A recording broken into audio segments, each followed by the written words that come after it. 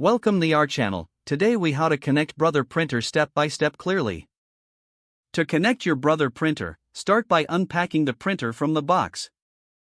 Remove all protective tape and packaging materials from the printer. Place the printer on a flat, sturdy surface near your computer or network router. Plug the printer's power cord into an electrical outlet. Press the power button to turn on the printer. Select the appropriate language on the printer display using the control panel. Next, install the ink cartridges that came with your printer. Open the ink cartridge cover and carefully remove each cartridge from its packaging. Insert each cartridge into its designated slot until you hear a click. Close the ink cartridge cover once all cartridges are securely in place. Now, load paper into the paper tray. Adjust the paper guides to fit the size of the paper you are using. Next, connect the printer to your computer or network.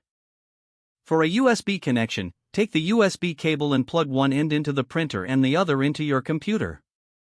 If you prefer a wireless connection, press the Wi-Fi button on the printer to enable Wi-Fi mode. On the printer display, choose the network you want to connect to from the list. Enter your Wi-Fi password using the control panel, then confirm the connection. Once connected, go to your computer and open the control panel or settings. Select devices or printers and scanners, and then click on Add a printer. Select the printer from the list and click Add device. Follow any on-screen instructions to complete the installation. After the installation is complete, print a test page to ensure everything is set up correctly. If you encounter any issues, refer to the user manual for troubleshooting tips.